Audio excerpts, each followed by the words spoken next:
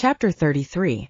After my encounter with the enigmatic Thomas Packattack, I was more than a little on edge for my meeting with Connor.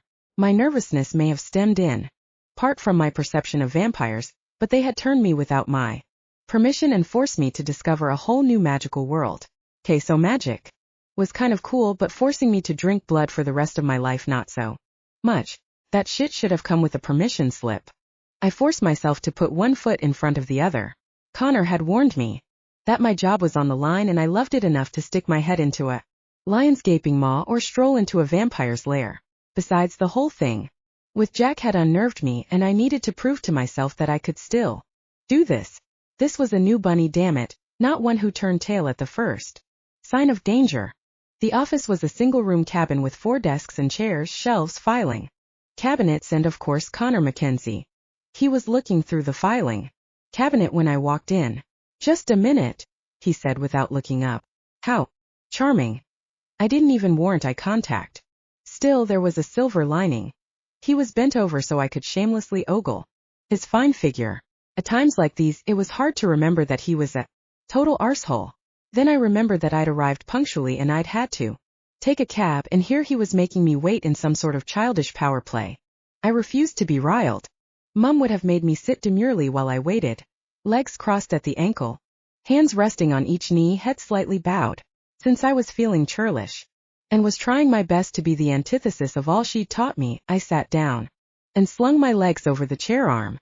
It had been a long emotional day. I'd been fighting daylight exhaustion all day, plus there's been the emotional upheaval of the whole werewolf attack. Stick a fork in me, I was done.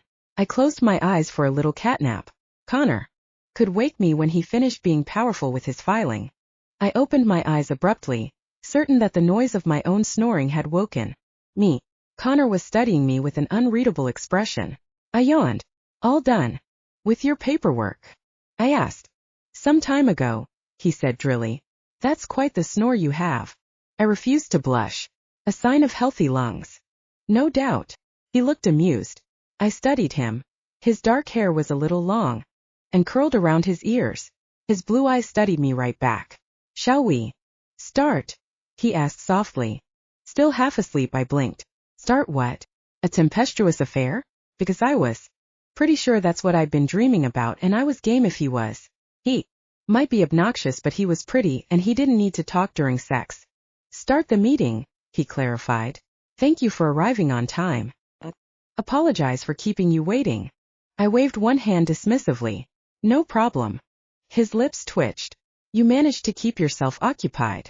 His tone was warmer than it had been previously, and I wondered what had changed. "I have some forms for you to fill out." "More forms? Why?" "Because we like to keep good records on our people in case of emergency." "The borough already has all my information," I explained. "We aren't part of the borough, we're a separate entity, and we report to the World Vampire Council." My mouth went dry. "There's a World Council?"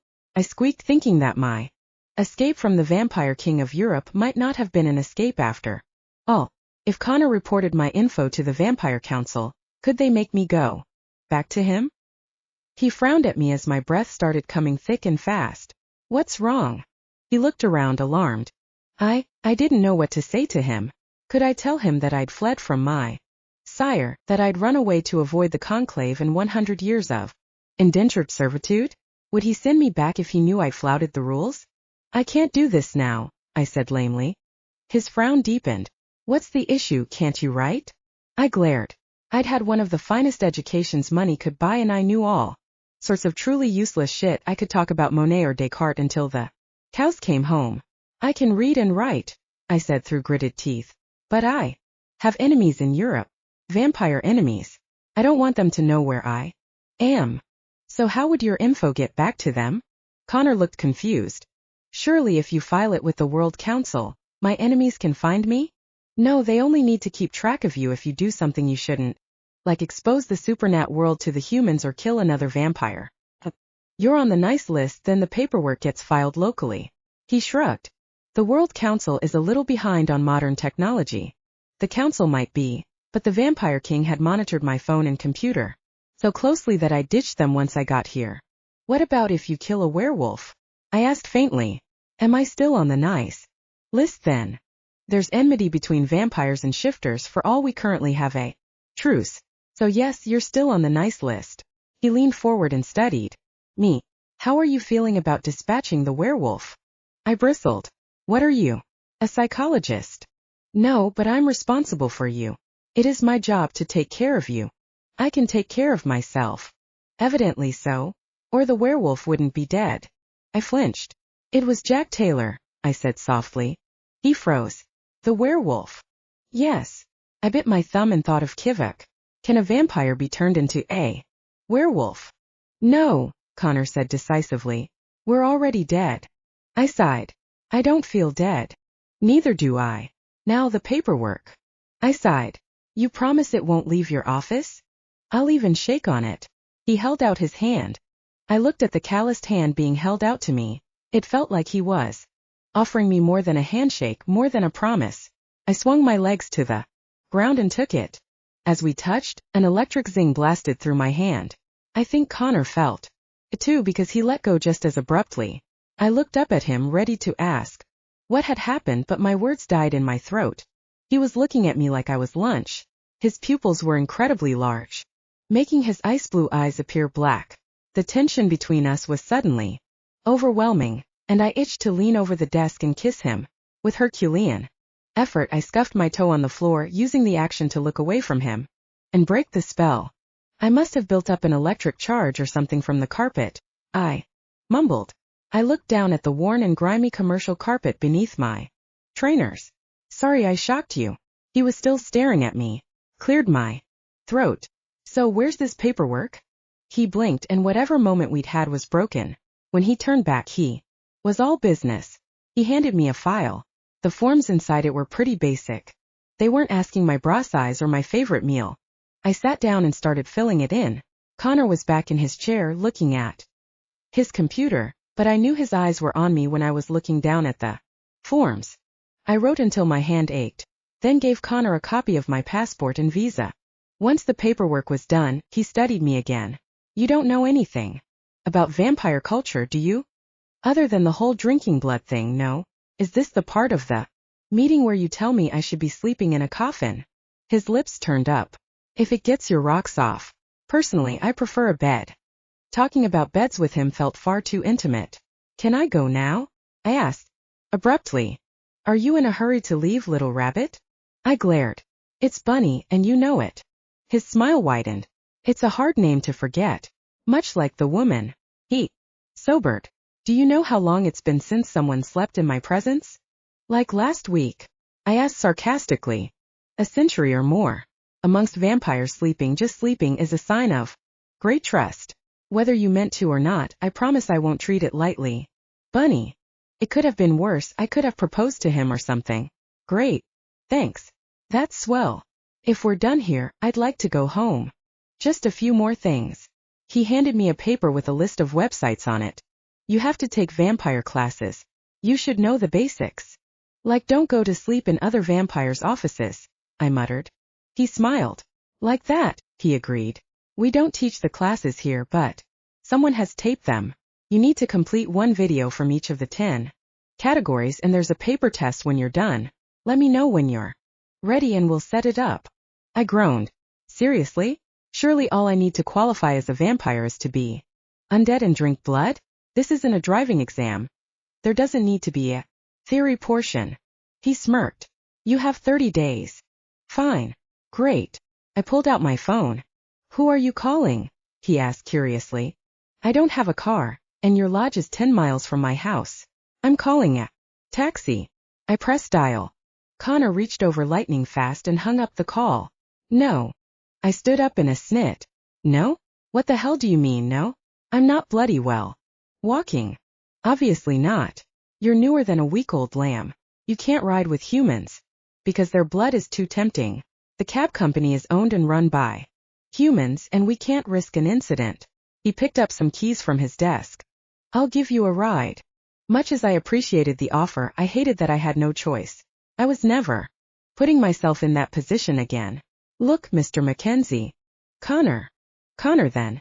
I came here in a taxi, and the driver is still very much alive. I've never been tempted to drink human blood. Or any blood that doesn't come From my fridge. I can barely make myself drink that. I grimaced. I hated that. It tasted good and I needed it to survive. It was still blood. His jaw dropped a little. Are you kidding? No, I'm not, I said grumpily. And I'm not keen on accusations that I'm about to go on a bloody killing spree. My sire had made much the same irritating and erroneous statements. Okay, calm down. My glare intensified. I'd calm down one of my feet in his crotch if he wasn't careful. Why does everyone assume I'm 1 second away from a bloodbath? Because you're a new vamp and most new vampires are driven by bloodlust. The smell, the pulse, the beating heart of a living thing, they're hard to resist. I could hear heartbeats, but I tuned them out like I would an irritating toddler. Then call me Job and watch me walk away from temptation. I drink my 3 cups of blood a day and I eat regular food. I'm fine. Can I call a taxi? Now. I'm happy to drive you home, he said mildly, though he was still looking at me like he thought I was lying. I didn't particularly want to be alone with Connor for any longer than possible. We had all this chemistry and tension. And I didn't know what the fuck that sap had been. I still wasn't over my last date with a vampire. One moment I'd been kissing Franklin, the next I'd been undead. Connor was handsome and I was attracted to him like a magnet to iron, but it was just science. I just needed to reverse my magnetic field and I'd repulse him and it'd be fine. End of story. I risked a glance at him. His jaw was set. I sighed. You aren't going to let me call a taxi, are you? No. I can't. I despised that he was giving me no choice, but I saw no option other than walking home and I was tired. I swallowed my pride with difficulty. Fine. Let's get this over with. Chapter 34. The silence in the car was thick and oppressive, hanging in the air like a third, uninvited passenger. It felt awkward to me and evidently Connor felt the same, because after a difficult 5 minutes he shattered the silence with something predictable. So Bunny, how did you get your nickname? I hated it when people relegated my name to nickname status, so I pulled out one of my most bullshit responses. I was born with a congenital tail. Even though it was removed, my parents insisted on calling me their little Peter Rabbit. Eventually it got shortened to Bunny. I could tell from his face that he wasn't sure if I was lying or not. I kept my expression bland. Is there a reason you don't use Elizabeth? He asked finally. That's a nice, solid name. Yes, I said drily. My parents gave it to me. Besides wealth and excellent education and a nanny to raise me, that was about all they'd given me. Hashtag. Poor little privileged white girl problems. I mentally played myself the world's smallest violin and I couldn't stop the bitter smile that rose.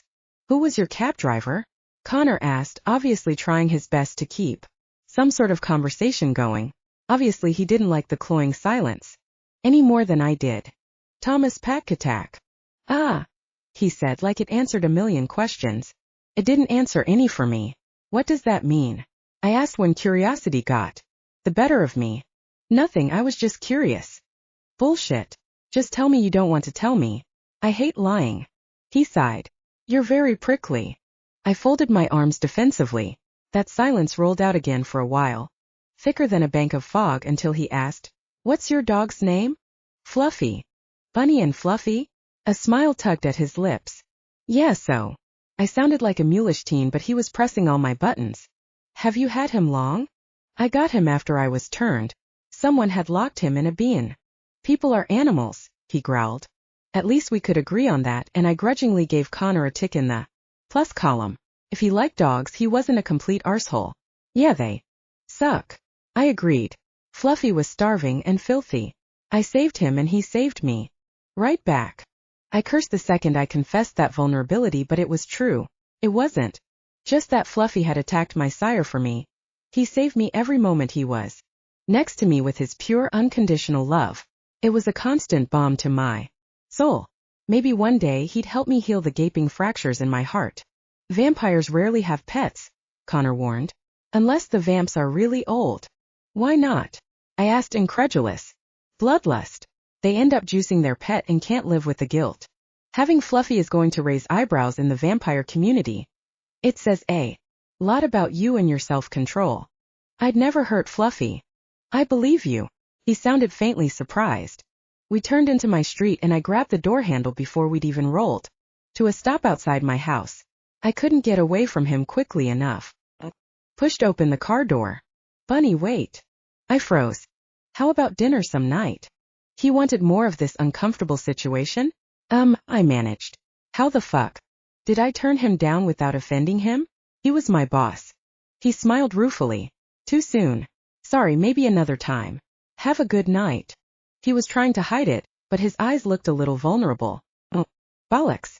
I didn't want to upset the local vampire head honcho. And maybe I didn't want to close the door to a date in the future. He did like dogs after all. My last date was with my sire, I blurted out. And you know how that turned out. I'm not ready to date yet, but thanks for the lift home.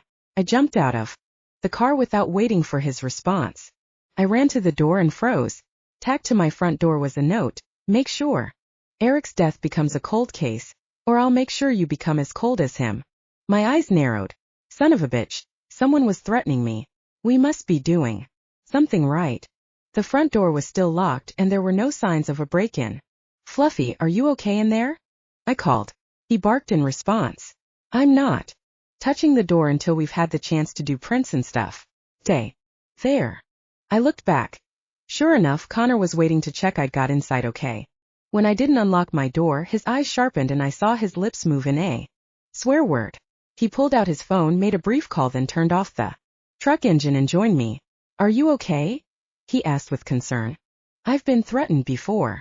As threats go, this one's pretty weak, I said. Lightly. Threatening me with being cold? I'm cold all the time. Alaska's pretty chilly at this time of year. Connor obviously picked up on my need not to show fear. It gets warmer. Though probably not what you'd call warm 40 to 60 Fahrenheit in summer, he said lightly. I'm a Brit. I work in Celsius. 4 to 15 centigrade. In summer? That's awful. I should have done my research before I hopped on a plane. I was too busy thinking about 2 months without daylight. Being restricted to nighttime in London sucked. I touched the charm around my neck. But this helps. The charms are incredibly rare and very expensive. Don't expect all vampires to have them, and be wary of other vamps trying to take yours. It's like wearing a diamond the size of a fist around your neck. Gunnar didn't mention that. Gunnar doesn't mention a lot of things, he muttered, frowning. Speak of the devil. My boss's SUV drove up. He parked and slid out of the car looking grim. Bunny, Connor, he greeted us. What have we got here? Just a note, I said as nonchalantly as I could. Maybe I'd be scared later. But for now I was keeping my emotions tucked in tight. The note had been written in block capitals on ordinary white paper. Gunnar was wearing nitrile gloves. He took a few pictures of the door, then slid the note into an evidence bag. I'll send it to the lab and get it checked for prints. Make sure it's expedited, Connor growled. Obviously. Gunnar frowned. I take care of my own. Evidently not. Connor gestured to the note. You need to find the killer. We're working hard on it, I interjected before they fell into a pissing contest. Connor's eyes softened. I know. Open up, let's do a walkthrough. As I unlocked the door, Fluffy rushed to me barking repeatedly. I know, I murmured, comforting him. Someone came to the door. Did they come in? Fluffy let out a low growl that promised violence and his hackles rose. You saw them? Off, huh? He barked again. Good boy. I gave him a full body cuddle. Who's my good boy? Lucky Mutt, Connor muttered under his breath. I looked at him, but he clearly hadn't intended me to hear his comment. He was still standing on the front step. May I come in? Oh, is the needing to be invited in thing for real? He looked amused. No, it's just polite. You need to watch those videos I gave you. I flushed. Right.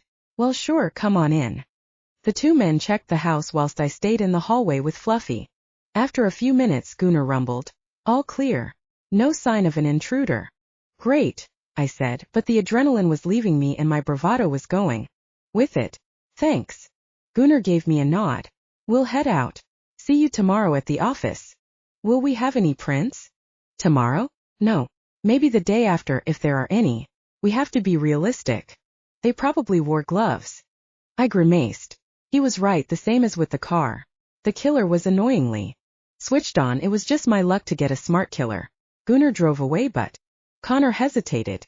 I gave him an awkward wave and he smiled. With the smile, those blue eyes looked less like ice and more like the sea. I fucking love the sea.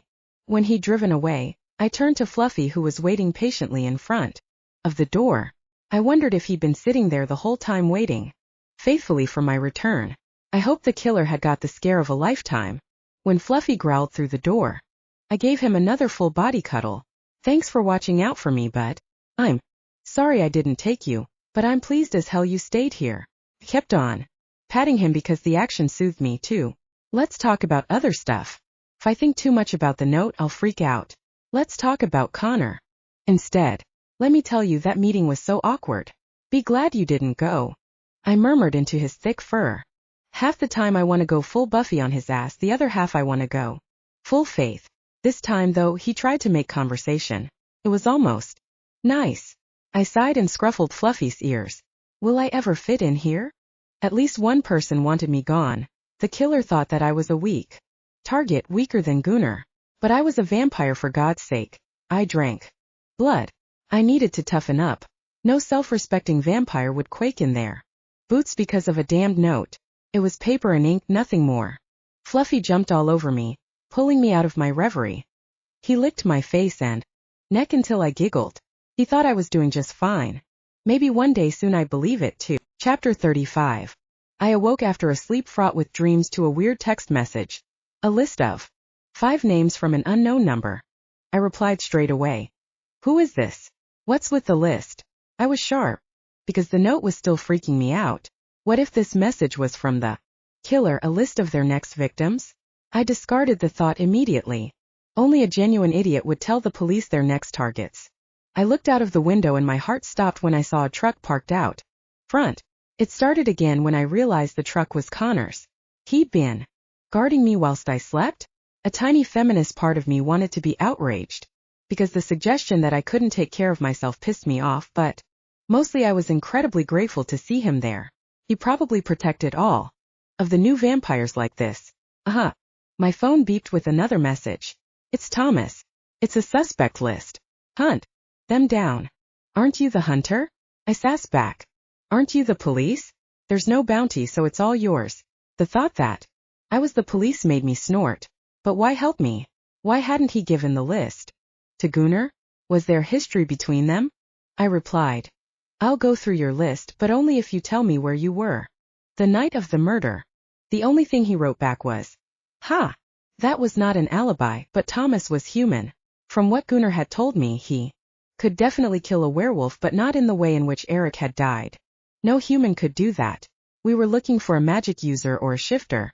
The list seemed endless, but perhaps with Thomas's help we had a solid place to start. It felt a little like cheating, but the real police worked with tip-offs all the time. Besides, if the killer now had me in their sights, I suddenly felt a whole lot more motivated to find the fucker. Excited that we might actually get somewhere, I showered, dressed, and hustled into work as the sun was setting. Gunnar was waiting at my desk. Sydney must have already clocked off for the day. What's up? I asked. Prince back? No, nothing yet on that front, Bunny. But our tech guys had a look at the phone we found in the drink. It was Eric's all right, but it had recently had a factory reset. Nothing helpful on it. Damn. Yeah. So after that disappointment, I took the car to our psychic, Marguerite, but unfortunately she didn't get anything from it. She said its energy had been cleansed. He sighed. I've been chasing dead ends all day. Now you're here. Let's go and meet the first magic user on our list of suspects. He scanned my face. Are you okay after that note yesterday? Phew. Need a day in the office, it's not a problem. I'm fine, I promised airily. Were you sent the same list? I asked, curiously. I compiled my list after talking to Sigrid about the powerful magic users in this town. What list are you talking about? I showed him Thomas's message. Gunnar looked surprised. Why would he do that? He drove me to my meeting with Connor last night and said he'd help me find Eric's murderer. How can he know anything if he isn't involved? Thomas is a force of nature, Gunnar said begrudgingly. He has resources we could only dream of. Anything coming from him is worth checking out. Okay. I waited a beat. He wouldn't tell me where he was the night of the murder. In fact, He laughed when I asked him. Gunnar grimaced. Packatack is a hunter. If he'd murdered Eric, we'd never have known because the body would have disappeared. I nodded, trying not to show that I was a little spooked by that tidbit. Changed the subject. So which magic user are we visiting first? Anissa Popov, the Alutiiq shaman. What do you want me to do? Take notes. Keep that bright mind working, those excellent vampire eyes looking, and that great memory memorizing, he said with a chuckle. I hadn't told Gunnar about my memory, so I guess he had his own deductive skills too. How does Thomas's list compare to Sigrid's? I asked. Completely different, he admitted. We'll run down Sigrid's list first and deal with the 3 magic users first. I want to get them done quickly. If we take too long, we'll have to deal with Liv, and I make a point not to deal with Liv, he said drily. Who else are we covering today? Shirley Thompson and Freya Sigurdsson, both witches. I didn't know anything about witches or shamans. Can shamans and witches hurt us? I asked nervously. The note had put an itch between my shoulder blades. You're safe with me, Gunnar promised fiercely, though it was notable that he didn't confirm that they couldn't hurt us. Is that a they wouldn't dare safe or an I can out-magic them safe? He laughed, but once again he didn't answer. I liked Gunnar, but he was very private about his powers, whatever they were. Should I take Fluffy home? If he was home, he would guard it, but he was also vulnerable. Then again, the killer hadn't attempted to go inside. Gunnar looked at him and scratched his beard thoughtfully. Let's take him with us. You never know when we'll need a little intimidation. Fluffy isn't mean, I protested. Of course not, but he looks like a police dog. I think it's time we get him a canine vest and use him properly. That okay with you? He asked Fluffy, who gave him a wag. Hang on. He's not a trained police dog. I don't want him getting hurt. Was one thing taking him to the office with me while I did paperwork, it was another thing to trot him out with us to question suspects. I have a vest for him. He'll be fine, but it's your call. We can leave him here, Gunnar offered. Fluffy gave a low whine and looked at me pleadingly. He wanted to ride shotgun. I sighed. Where's the vest? Same place everything is, in the back room, top shelf in a box labeled killer. I found the black bulletproof vest. It read No Mo Canine on the side in gold lettering. When I pulled it over Fluffy's head and did up the Velcro fasteners, it covered his chest, his sides and down to the base of his tail. Perfect fit. We walked back out, and for a second Gunnar froze before pulling a smile onto his face with a real effort. You look like a real police dog now, Fluffy, he said, but his voice was tight. Even though I'd only had Fluffy for a matter of weeks, the thought of losing him one day made my heart constrict. Maybe that was another reason why vampires didn't have pets. Having something to love with a mortal lifespan was a recipe for heartbreak. Nonetheless, I reached out to touch Gunnar's arm in silent sympathy for his loss. He might have Loki now, but Killer would always be padding around after him in his heart and his memories. Fluffy broke the heavy moment because he got distracted by chasing his tail. Moments later he was spinning round and round in a tight circle, making me laugh. Stop. You're making me dizzy. Dumb dog. I gave his head an affectionate ruffle. He gave a sharp bark followed by his doggy smile. Gunnar patted his head again. Let's get this show on the road. We've got suspects to question and a killer to catch. Amen to that. Chapter 36. We loaded up the SUV and drove to a neighborhood I hadn't seen yet. I was slowly building up a nice visual map of Portlock in my head, but there were still blank spaces. I get there. Whilst we were driving, I got a message from Sydney. Gunnar told me about the note. You're welcome to stay with me anytime. That warmed me. I'm okay, I tapped back, but I really appreciate the offer. The car rolled to a stop. The shaman's house was different from the other houses I'd seen so far. In fact, it looked older than any building I'd seen so far in America. It was built of logs and it was low, almost eye level for Gunnar, and had what appeared to be a sod roof. I didn't know anyone still lived like this, I murmured, eyeing the house with trepidation. It looked like a sneeze might send it tumbling, and being smothered by tons of earth was not my preferred way to go. We knocked on the door, and a few seconds later it swung open. A small ancient woman waved us in without comment, and a chill ran down my spine. She'd been expecting us, but I knew that Gunnar hadn't called in advance. That didn't bode well. The house was partially dug into the hill that it rested against. It was warm, dry and very cozy, and it looked modern. The magnolia paint, wooden floors and big TV on the wall were in complete contrast to the outside. "Are you Anissa?" Gunnar asked, and I fought to keep the surprise off my face. I thought he knew everyone in Portlock, though logically in a town of 1,000 inhabitants, maybe 2, he couldn't know them all. Maybe he was only familiar with the movers and shakers. The old woman shook her head and left us in the living room. Soon a younger woman came out, drying her hands and looking faintly harassed. "Hi, I'm Anissa. What can I do for you?" The old woman sat down in front of the TV. "I'm Gunnar the Nomo. This is Bunny, my assistant, and our canine Fluffy." Fluffy sat and did his best to look fierce. I stifled a smile. "We have some questions for you regarding the murder of Eric Walker." Anissa's brow wrinkled and she looked confused. "Why are you asking me?" "Didn't know Eric Walker. I heard he died on the docks, but that's all. Routine. We have to talk to all magic users with the strength to kill a werewolf, and you're on the list," Gunnar said. "Where were you the night of?" She put up a hand to stop him. "Look, before you get into your questions, I just had a baby. I've been in Anchorage for the past 3 weeks. If your werewolf died during that time, that should give me a great alibi." A baby started crying. "She's up again," she muttered tiredly. "Wonderful. Just give me a moment." She slid out of the room. Gunnar and I looked at each other and waited awkwardly. Anissa returned 5 minutes later with a wailing baby on her shoulder, bouncing and patting her rhythmically on the back. I didn't know much about babies, but this one looked new and tiny. The racket she was making from such tiny lungs was truly astounding. "Here's the hospital number and names of the doctors who attended to me. I had a C-section and then I got an infection, so I only got home yesterday." She held out a note to Gunnar. The old lady stood and held out her hands for the baby, and with relief, Anissa surrendered her. "Thanks, Mom," she murmured. "I'm just so tired."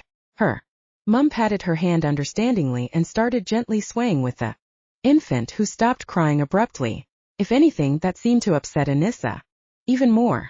Gunnar cleared his throat. "Sorry to have disturbed you, ma'am. We'll let ourselves out." He paused. "We'd be grateful for your discretion about this visit." Anissa nodded wearily. "You were never here." As Gunnar went to the door, I lingered and touched Anissa's arm. "You're doing a wonderful job." Her eyes filled. "I don't think I am. She hates me." "She doesn't. I'm new to this world too, and it's sharp and loud and a bit crazy. She probably feels just as overwhelmed. You'll get there. You've just had major surgery. It's insane that you're even walking about. Relax and cut yourself some slack. She's alive, clean and fed. Nothing else matters. You're doing great." She sniffed. "Thank you, Bunny." She suddenly reached over to hug me and I patted her awkwardly on the back. Gunnar was waiting for me on the front step. He raised an eyebrow in question, but I shook my head. He didn't need to know that I'd once found a book on postnatal depression in my mum's stuff. I'd read it cover to cover, mostly because I was nosy and wondered if Mum had ever been diagnosed with P&D. They weren't so aware of mental health back in the day. Hopefully Anissa was full of hormones and she'd settle and find her way. I made a note to check on her in a few weeks' time. "The doctors in Anchorage should be easy to verify in the morning," Gunnar said gruffly. I agreed, but we both knew that Anissa wasn't a real suspect any longer. The only thing she was going to kill was an afternoon nap. Chapter 37. Next on 6's list was Shirley Thompson. Her house was small, painted sunshine yellow, with carefully tended gardens in front. "Gunnar," I said as I looked at the plants. "A lot of these are poisonous." I'd been to the Alnwick Poison Gardens when I was at university in Edinburgh. The idea of poisons had fascinated me for a while, and I'd picked up a book on toxic plants. She's growing monkshood, also known as wolfsbane water, hemlock, foxglove and bog rosemary. They can all be deadly. "Really? How are you so knowledgeable about poisons?" "You said something about my memory. I remember everything I see," I admitted. I braced myself for the strange look that was sure to follow. Instead, he surprised me with a broad grin. "That's brilliant." He clapped me on the shoulder. "I knew you'd be an asset." He started down the path. "Hold on." I cleared my throat awkwardly. "I just Wanted to remind you that the body showed some signs of poisoning. I know you dismissed it at the time, but Eric had a lot of liquid around his face. Saliva. And his pupils were really wide. He could have been poisoned before he was stabbed. And here we are in a poison garden. He looked back at me. I'll call the lab tomorrow and have them add checks for the poisons you just mentioned. I smiled, relieved he was taking me seriously. Thanks, Gunnar. Let's go. Keep your wits about you, he said gruffly. I held Fluffy's lead tightly so he wouldn't accidentally brush the plants with his fur or tail. Gunnar knocked loudly on the door and we waited. When it was opened, a polished, professional-looking woman took one look at us, reared back and hit Gunnar with a fireball square in the chest. Get back, he roared to me. Feeling beyond useless, Fluffy and I hurried back down the steps. Gunnar was still standing by the door. The witch flung another blast at him and this one blew him off his feet, sending him flying back into the center of the very poisonous garden. Fuck. Some of those plants would be highly dangerous if his skin so much as touched them. Gunnar! I yelled in panic. I started forward. I couldn't let him face this bitch alone. Stay, he barked at me. Feeling like a dog, I obeyed. He knew what was going on better than I did. When Gunnar stood up, he was truly livid. The first fireball had annoyed him, but the second one had made him furious. With his cheeks flushed red, he stomped back to the front door. The witch had started to gather another fireball when he pulled her out by the arm. The fireball stuttered and died. She continued to try and fling spells at him, but it was like nothing would stick and she was too close to knock him down again. She was screeching swear words as he hauled her down to the SUV. Get the magic-canceling cuffs, Bunny. Quickly. I opened the rear door and sifted through the contents of the black duffel bag until I found the green zip ties, green for magic canceling. I ran back to Gunnar. He pulled Shirley's hands behind her and zipped the cuffs shut. Gee, sagged. You want to tell me what that attack was for? He demanded after he'd placed her in the back seat. I put the black bag well away from our prisoner as Gunnar secured her in the car with ankle restraints. He wasn't taking any chances. She glared and didn't reply.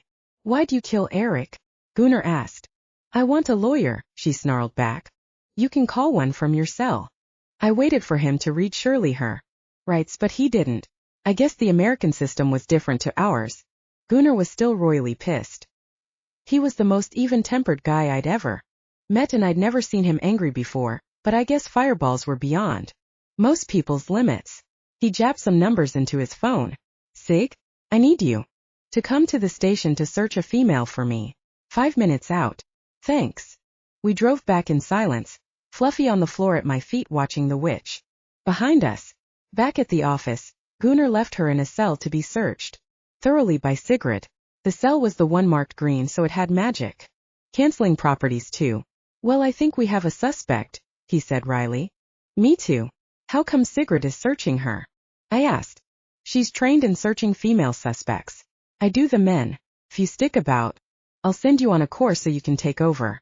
Sig's deputized for things like monitoring the cameras and doing searches, but it's not what she loves doing. She's just been drafted in over time. I'd like to ease the burden on her. The idea of searching a woman's cavities didn't set my world on fire, but I could see it might be necessary.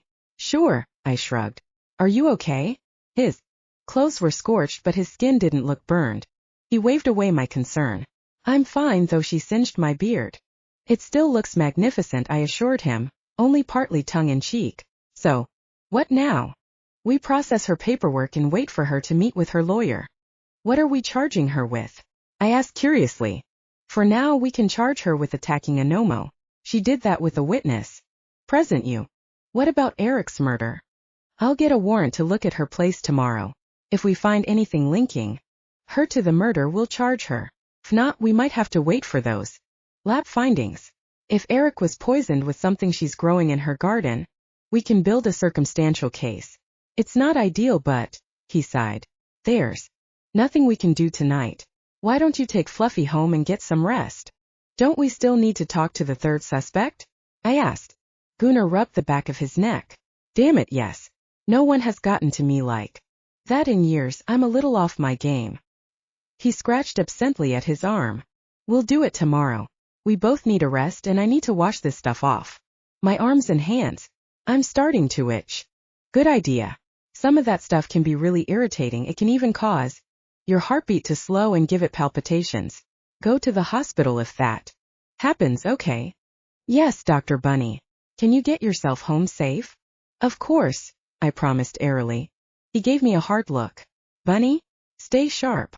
I gave a cheeky salute that made him smile and shake his head, then snapped on Fluffy's lead. The two of us had the tensest walk home ever, but, despite my agitation, nothing jumped out at me.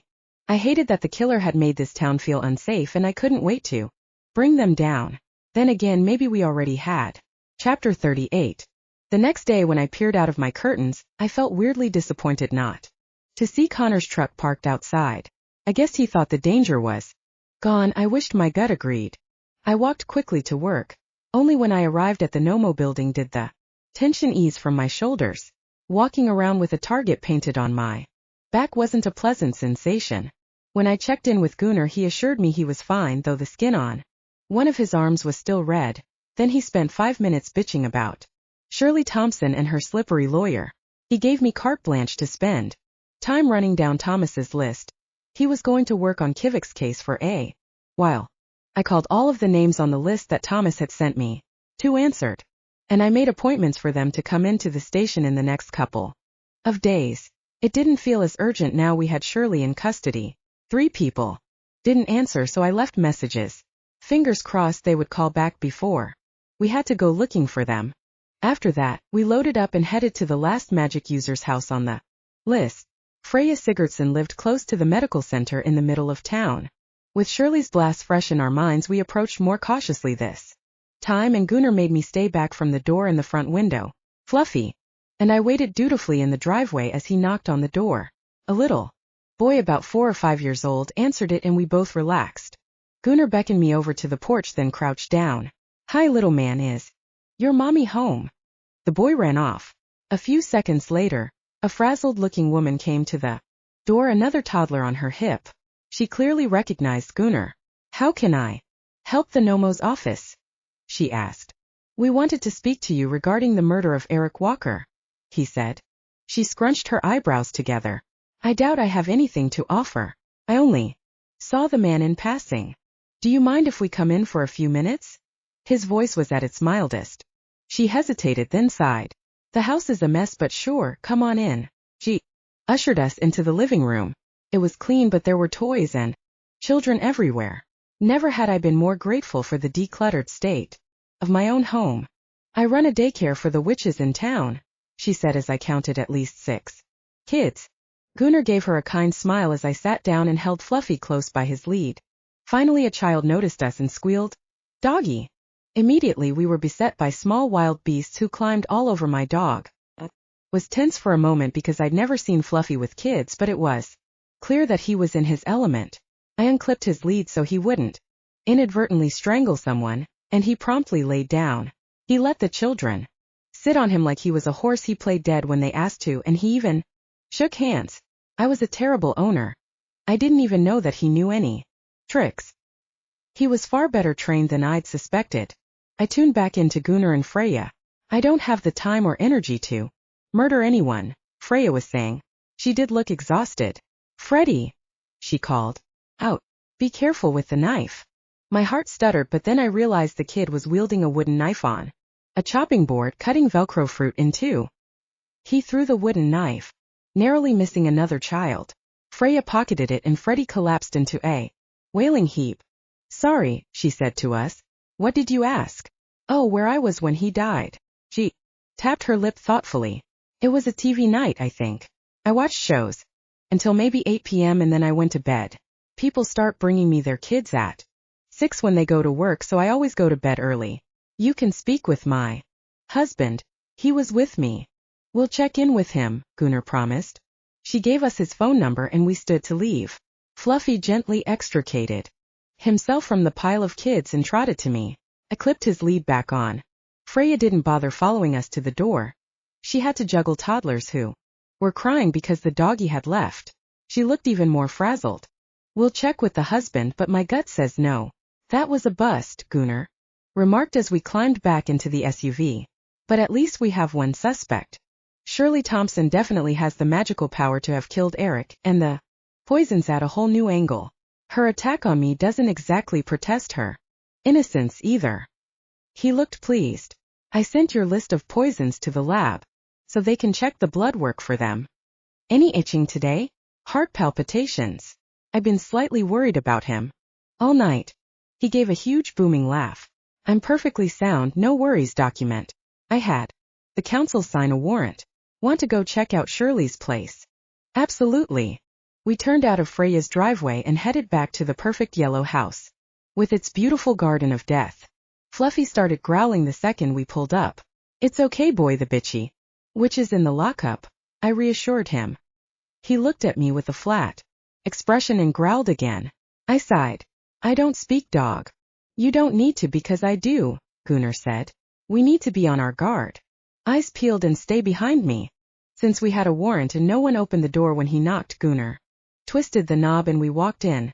He definitely had some door-opening mumbo jumbo. He called out, It's the Nomo, we have a warrant. No one responded. A quick glance told me that Shirley lived alone. The photos on the mantel were of her in various poses and there was only one coffee cup and one plate in the sink. Because of Fluffy's warning growl, we checked the house from top to bottom before we started our search. Once we were sure the place was clear, we started at the top, looking for anything that indicated she knew Eric Walker. We both wore double gloves because of her poison garden, and it was a good thing we did because her fridge was stuffed with labeled bags of plant samples and bottled extracts from her garden, all deadly poisons. The labels had a motif of a skull with flowers growing out of the eye sockets, which was vaguely cute in an emo way, though I thought she could do with some branding. I wondered how she dared store food in the same fridge, but it didn't look like she ate very often. Besides the poisons, it mainly contained condiments. I reminded myself not to borrow her mayo. What does she need this volume of poisons for? I wondered aloud as we tagged and bagged everything carefully. I'm betting she's dealing on the black market, Gunnar said grimly. This amount will get her locked up for a long time if we can prove she's selling it. Annoyingly, we didn't find anything related to Eric Walker. None of his missing paperwork, no wallet, no note in her diary to meet him, nothing. Was frustrating, but if the blood work did reveal that Eric was poisoned, we could cross-reference the type with the ones here and build a circumstantial case. As Gunnar had said, it wasn't ideal, but it was possible. But we were missing a motive. Why kill Eric? Shirley wasn't involved in the fish dispute. Gunnar snagged her laptop. We took that and the poisons and left. We'd finished booking her in earlier, and later we'd be charging her with distributing a deadly substance. Shirley Thompson was about to have a shit day, slippery lawyer or no. No amount of grease could get her out of having a fridge full of poison bagged and ready to be sold. Gunnar's phone rang as we were walking out of her home. He answered briskly. Gunnar. His frown was immediate. I'm in the car, he said shortly. I'll call you back. He hung up and tucked the phone back in his pocket, then started the SUV. It's a good thing we talked to everyone and finished searching the house. That was Liv, and she was not happy. As the head of the magic users, she was probably angry that we hadn't gone to her before we questioned her people. I was glad I wasn't Gunnar. Liv made me feel nervous, and he was going to get her full wrath. I thought of Hot Sands and didn't envy him a jot. Chapter 39. Instead of waiting for the promised call back, Liv was at the Nomo office when we arrived there, almost incandescent with rage. Her eyes sparked with it. Your office, she snarled to Gunnar. She ignored me. I'd never been more grateful in my life to be a lowly minion. She stalked into Gunnar's office and slammed the door shut when he joined her. That didn't stop me hearing her diatribe. You have singled out the magic users, she screeched. And after I helped you with the body, I would expect this from the other council members, but you're supposed to be neutral. I am neutral, Liv, but I have to follow the leads I've been given. Gunnar must have been getting upset because I could hear him too. And they only led to magic users? Her voice went up another notch. No, of course not. We've talked to several people in town. But you've arrested a witch. Shirley tried to blast me to smithereens when we went to ask her questions. He protested. He was getting frustrated. I didn't catch Liv's response, but a moment later the office door opened. Bunny, can you come here for a moment? Could, but I didn't want to. Yes. I stood reluctantly. Fluffy whine, but he stayed put. Coward. I whispered to him. What can I help you with? Asked calmly when I reached the door. Could you please let Magic Leader Liv know what poisons we identified at the Thompson residence? I pictured them in my mind. Aconitine, alkaloids, digoxin, and andromedatoxin. And how do you get those poisons? He asked. From synthesizing the plants monkshood, hemlock, foxglove, and bog rosemary. And where did Miss Thompson get her plants? She grows them in her front garden. Almost everything I saw was native to this area of Alaska, so she probably told everyone they were wildflowers. Monkshood is quite lovely purple flowers on long stems. Bog rosemary looks a little like a fuchsia from a distance. Foxglove can be bright pinkish purple. And hemlock is white. All very pretty when they flower. Thank you, Bunny. Gunnar was dismissing me, but I stood there for a moment. To make sure he wanted me to leave. He turned back to Liv. And another thing. Eric may have been poisoned. There were signs on the body that we are waiting to have verified by the lab. Do you still think I'm not being neutral? She was quiet a moment, then suddenly looking weary she blew out a harsh breath. No, those are valid points. I'll drop my complaint with the council. I noticed that she offered no apology for her accusations. I appreciate that. You have a good day now. Gunnar's voice was back to being even. Liv brushed by me as she left. I watched to make sure the main door shut behind her. I thought you were a goner. I smirked. Gunnar laughed. Me too. Liv terrifies me. She throws a better temper tantrum than Freddie. I joked about the toddler. We'd met at Freya's place. Thank God she didn't have any knives to throw.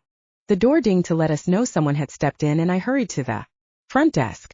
A man in a suit with a briefcase in one hand was there. Hi, how may I help you? I asked. Lawton Giles to see Shirley Thompson. I'm sorry, she isn't cleared for visitors, I said regretfully but firmly. I'm not a visitor. I'm her new lawyer. Gunnar joined me at the desk. She retained Ted Finnegan. She has revised her legal needs, as is her right. The latest charges are above Finnegan's pay grade. I'd like to see my client now. Fine, Gunnar said brusquely. Bunny, see Mr. Giles to interview room 1. I'll go get his client. We only had one interview room, but I nodded. Please follow me, I said, and used my keys to open the door to a small room which contained a table and 2 chairs. Nothing exciting. When we had processed her earlier, Shirley Thompson's clothing had been searched and placed in storage until her release. She'd been given green scrubs and slippers. Now her hair was loose from its tight chignon and her face was scrubbed clean of makeup. She looked younger, but no less threatening. Her glare could have felled a man at 100 paces. Gunnar unfastened her cuffs, leaving one secured around her wrist so she couldn't do magic. He told the lawyer to knock twice when he was done, then locked the door after we'd stepped outside. The lawyer doesn't look like he's from here, I remarked. He's not. He flies in from Homer, although I think he lives and practices in Anchorage. He's too fancy for our little town, but he's supernatural and knows our laws, more's the pity. I picked up on his disquiet. Why? He's known to be utterly ruthless, and he gets the guilty off. He will twist everything. We have to make sure our case is airtight. I couldn't think of any mistakes we'd made so far in Eric's case, but I was new and I didn't know the local laws. I should probably learn them, read a few books to give me a solid grounding. Gunnar, is there a law book for Portlock? I think there's one in the back room. You're welcome to study it on slow days, but it has to stay here in case we need to refer to it. That's fine. It's just that I don't know much about American law, and I'm getting the feeling that Portlock is a law unto itself. You'd be right. We have our own systems and laws because of our unique situation. They're based on American law, but loosely. Connor asked me to remind you of your vampire classes. You're welcome to do them here after your shift. I don't imagine you have a computer at home. I appreciate that. Inwardly I groaned. I was already working long hours, which I didn't mind because I loved my new job and I wanted to impress, but adding studies into the mix meant I'd be pulling ever longer shifts. Plus I really struggled to focus in the day as the daylight exhaustion was dragging me down. Still, the classes were the lesser of the two evils. I liked my job here and I wanted to keep it. And I didn't want to go back to the vampire king of Europe. Ever. I checked my phone. One of the people from Thomas's list had called, so I hurriedly set up an appointment for them to come in and answer some questions. 3 down, 2 to go. Just as I was completing the remaining paperwork for Shirley Thompson's arrest, 2 knocks from the interview room interrupted my concentration. Fetched Gunnar and we approached the door. As he opened it, Shirley came barreling out and startled him. He lost his balance and fell against the door jamb, and the witch came right at me. I did something I'd only practiced in self-defense classes, sing. I jammed my fist in her solar plexus, then smashed her instep with my foot. When she bent over, I slammed the base of my palm into her nose and kneed her in the groin. It was less effective for a woman, but a kick in the lady garden still hurt, especially when delivered with vampiric strength. Shirley went down with a groan, blood spurting from her nose. To add insult to injury, the cavalry arrived in the form of Fluffy, who jumped on her and pinned her down, his teeth clamped around her throat to hold her still. By then Gunnar was on his feet, swearing loudly and vociferously. Good boy. He praised Fluffy. But off you get now. I've got her. Fluffy carefully removed his jaw before turning, farting and climbing off. Shirley. Gunnar flipped her onto her stomach, cuffed her and hauled her to her feet, none too gently. I'm taking her back to her cell, he said to me. Check on the lawyer, will you? He's on the floor. I hurried into the room where the lawyer lay crumpled on the floor with his papers strewn around him. I panicked for a moment, thinking he was dead, but thankfully his eyes fluttered open and he groaned. I hurried around the table to help him up and he gave me a grateful smile. What happened? Asked. He smiled ruefully. Client confidentiality. I blinked. Seriously? Seriously, he confirmed. I wasn't pleased with the stance he was taking, but maybe I didn't need to know the ins and outs. Shirley was clearly desperate and she'd taken out her lawyer in a bid to escape. She must be guilty. I doubted he'd continue handling her case now. And it wasn't like there was a ton of supernatural lawyers around. Are you okay? I asked. I'll be fine. I need to gather up my stuff and make some calls to the council on behalf of my client. My jaw dropped.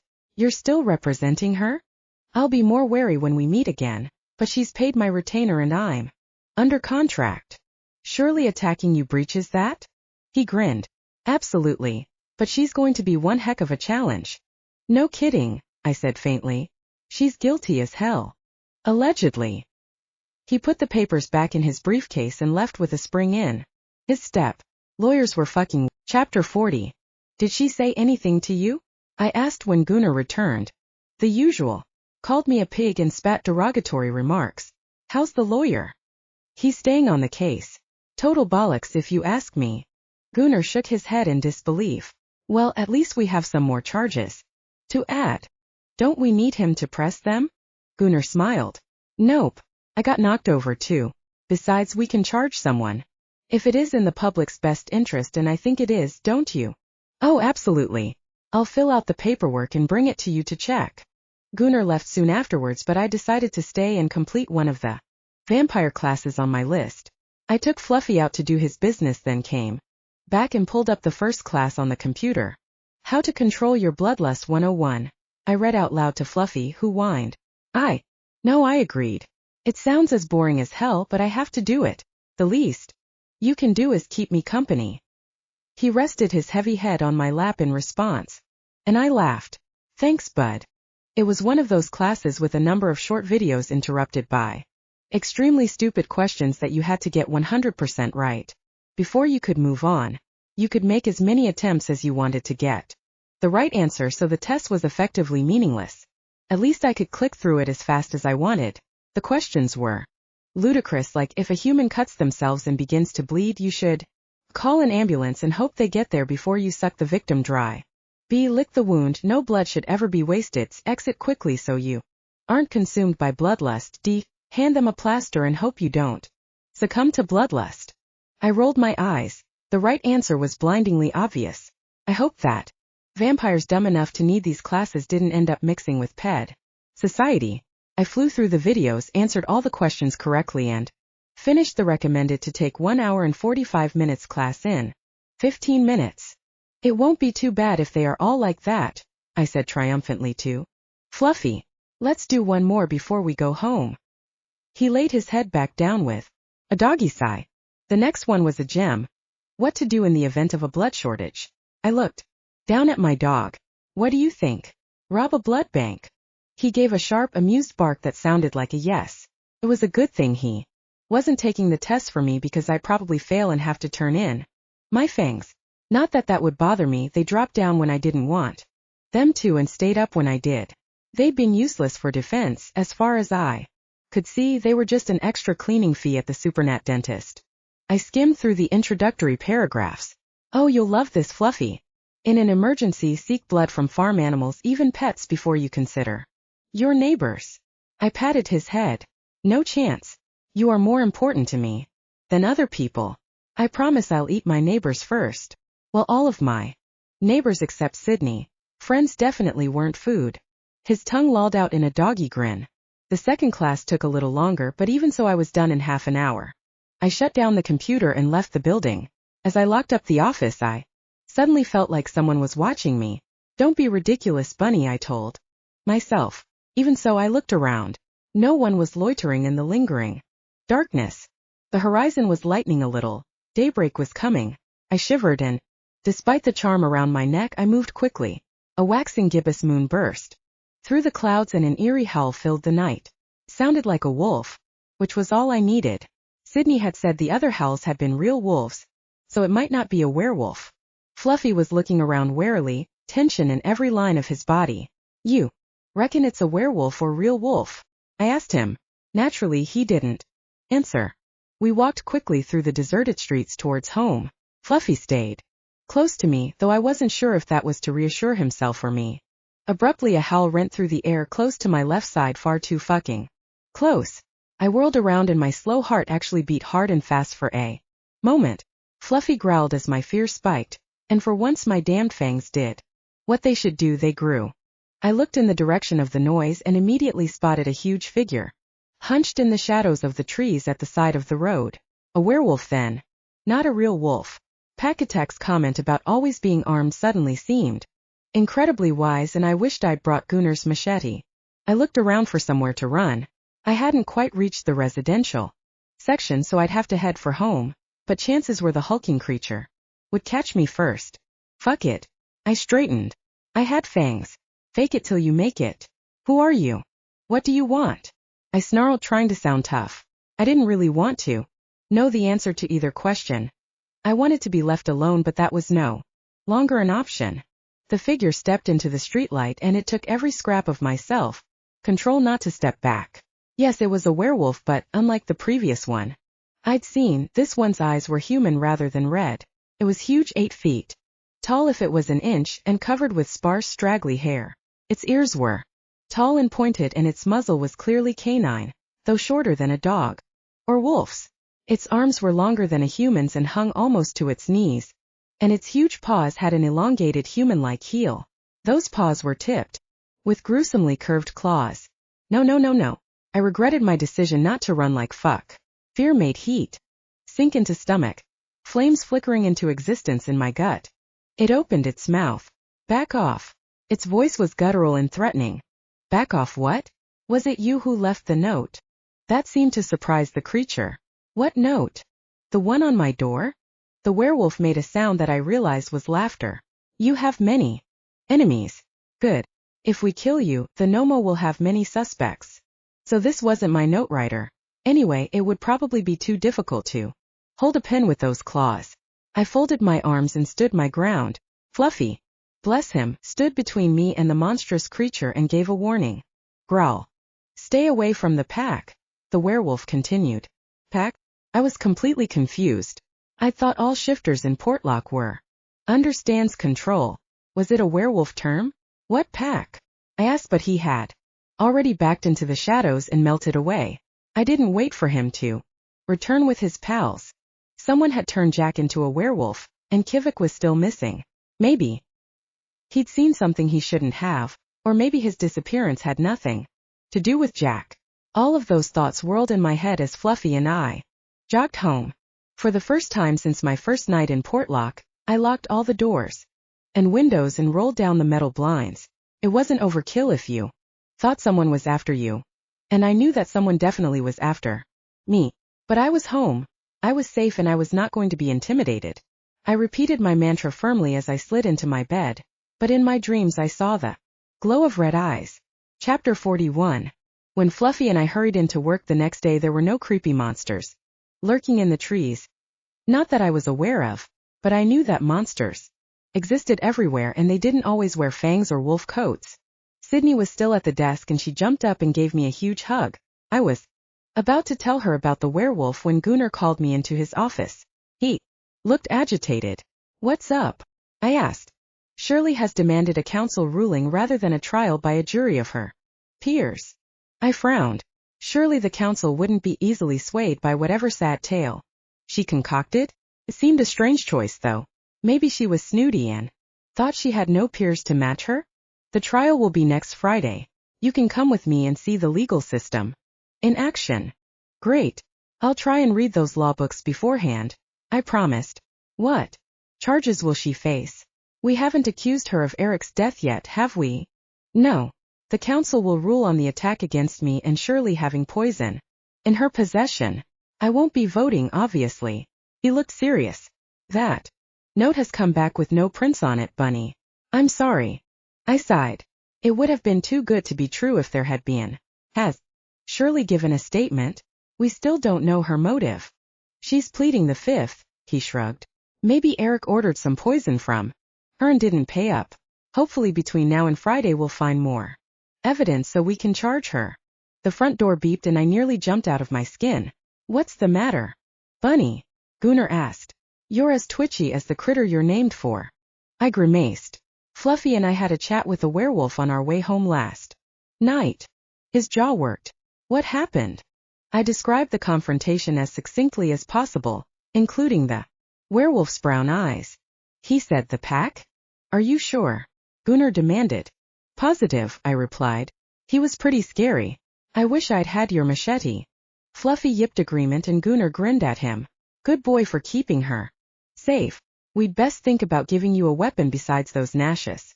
And I think we need to talk to Stan again, see what he'll tell us about the pack. You game? Sure thing.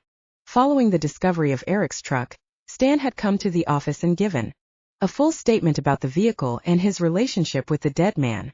There hadn't been any red flags, and I believed him when he said the truck had appeared after he'd parked up. Gunnar had checked with the fish plant's CCTV. Annoyingly, the area where Stan had parked fell just outside its remit. Gunnar smirked. You do realize Stan turns into an 1,800 pounds bear? I knew that he was a polar bear shifter, but I'd had no frame of reference. 1,800 pounds was a lot, right? I mostly worked in stones. No. Don't worry, he's a total teddy bear. Sure, a gigantic one. Gunnar continued. Just give me half hour to finish up some stuff and then we'll go speak to him. I went back to see who had walked in when the door pinged. Luckily, Sydney was already dealing with their complaint and they left once they'd filled out a form. I'm clocking off, she yawned. It's been a long one. Be careful walking home, I urged and quickly filled her in about the werewolf. She looked at me worriedly. Maybe you should think again about staying with me. I smiled back. I'm fine, honestly. I have Fluffy and my stiff, unyielding pride. Okay, if you're sure, she replied dubiously. Stay safe, Bunny. She made tracks and I lost myself in a sea of paperwork. I'd been working for a solid hour when my phone beeped and I saw a text from Sydney. We can't let this note and werewolf stuff bring you down. Clearly you need to get some friends and allies. I'm throwing you a welcome to Portlock party. How about Saturday at 8? I'm trying to book a place so I don't have the where yet. You in? Hell yeah. I didn't even have to think about my response. This somewhat reformed party girl was itching to go dancing and pound some shots. I wasn't sure how that worked in a small damn town, but surely I'd be able to get some shots somewhere. If push came to shove, I could always down the little bottle of moonshine I'd gotten from the Grimes brothers. Almost instantly she replied, Fab. I'm on it. It's going to be awesome. I laughed and put away my phone feeling much like Chapter 42. Stan lived on his fishing boat. I didn't know what to expect because I'd never been on a fishing boat before. The only boats I'd been on were billionaires' Yachts when Dad had taken me to business deals to make sure he came across as wholesome and nice. Gunnar and I drove to the other end of town where the fishing boats were moored near the fish plant. Instead of turning into the plant car park, we pulled into another one that was full of trucks and empty trailers. For a moment I missed the glitz of London so much that it hurt. God, would it kill these people to wear some heels and some nice dresses occasionally, whack on some false eyelashes and get their nails shellacked? But I blinked and then London was gone, as dead to me as my own body. I couldn't go back there, not in 100 years. I was stuck in Portlock, but on Saturday you could bet your arse I'd be wearing nails longer than the werewolf's claws. I followed Gunnar down the ramp to the harbor, and we turned onto a boardwalk aisle between two rows of boats. He stopped about 10 boats down at a large aluminium one with a painted blue stripe and a blue cabin. It was named Bear's Honeypot, and I snickered at the name. Gunnar called out, "Stan, it's Gunnar. Can we come in?" The door opened and Stan stepped out. The boat smelled like fish and I rubbed my nose. It was an effort not to hold it. Taking Gunnar's hand, I stepped on board. "Stan, can Fluffy come with me?" I asked. He looked at my dog. "Sure. We don't have any fish on board right now anyway. Come on inside where we can sit." There was a table with bench seating for 4 small adults, the steering and the captain's chair, and another bench next to it. I wondered how many people were needed to run the boat. It didn't look like it would sleep more than 2. Unless you were really friendly. It was homey, I decided, determined not to be my mum's snobbish daughter. Stan motioned for us to sit at the table, though it was a tight squeeze because of Gunnar's size. "What's up?" he asked once we were settled.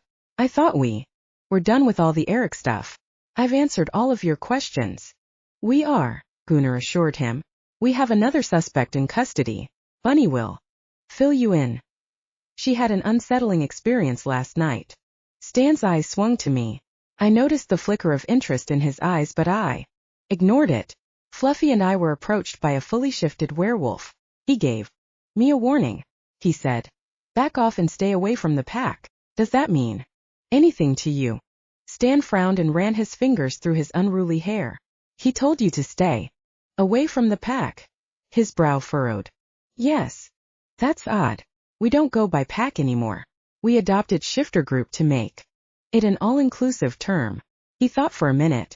"Thank you for bringing it to my attention. I'll get to the bottom of it." His tone was dismissive. Apparently we were done here. We stood up to leave, but then Stan stopped me. "Bunny, could I talk to you privately for a second?" I froze, but Gunnar threw me a smile and walked out. Stan waited until he was out of earshot. "I was wondering if you wanted to go out sometime?" I blinked. I thought he was handsome, but like I'd said to Connor, I wasn't ready to date yet. I needed to find out who I was first. "How about dinner Saturday night?" he pushed. I was relieved that I had the perfect excuse. "I can't. Sydney is throwing me a party on Saturday." He looked disappointed. "I'm sure she'll invite you," I continued. "So by all means come along. It's at 8, though I don't know where.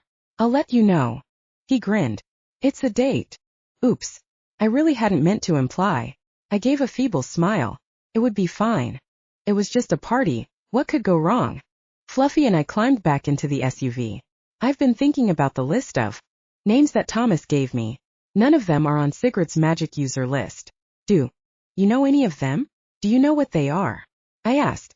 "Contrary to common belief," Gunnar said drily, "I don't know everyone in the town. I only recognized one name, Reeve. He's a werewolf."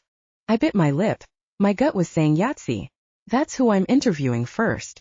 "Do you think the names Thomas gave me are members of this so-called pack?" Gunnar's eyebrows shot up. "What makes you say that?" I rang all the names on the list and left messages.